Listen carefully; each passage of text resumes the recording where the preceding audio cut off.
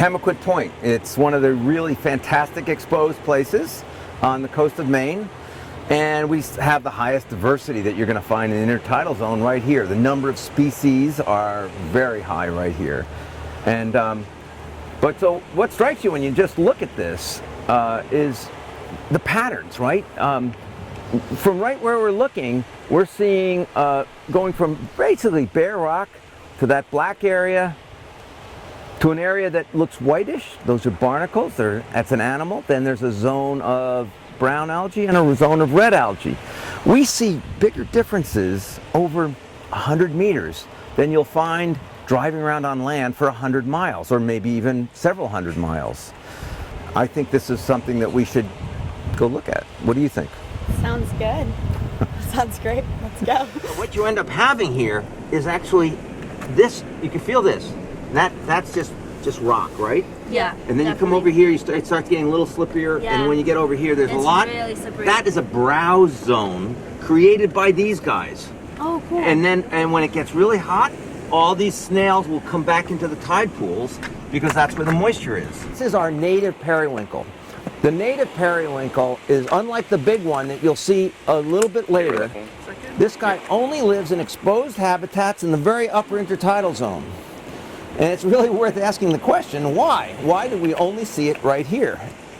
What our research is showing is a fascinating story, and that is these guys are very susceptible to crab predation.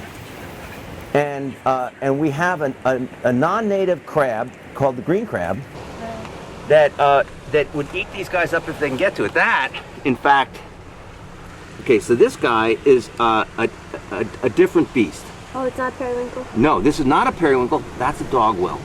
That is a predator, and that guy is trying to eat these barnacles. They have entirely different reproduction. This guy was introduced from Europe and is not native.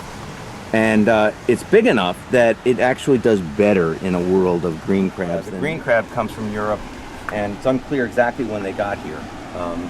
There's a lot of discussion about that, but maybe in the 17 or 1800s, because they could, when ships were traveling slowly, they could just hang on. Let's just jump over this ledge here and look at the barnacle zone, because we do want to get to the lower intertidal zone since it's really past low tide now.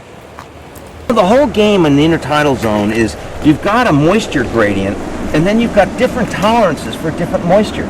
These guys need a little bit more moisture, which is why they're found here. But when they have it, look at this. This guy will dominate this zone. Oh, wow. Yeah. Now, there used to be a very distinct mussel zone that was just below the barnacle zone. And I say used to be, for it's been recorded since the 1960s to be an ever-present zone. So what's different with these guys? Well, what's different is that zone down there is gone, mostly gone. And the best guess is it's been the recent explosion of green crabs. And green crabs exploded recently in abundance because we had very unusually warm weather in 2012, 2013.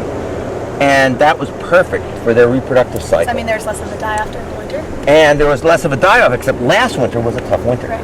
And last winter a lot died, which is I think the reason why these guys made it through the summer, because the green crabs are much less abundant this year than they were 2 years earlier.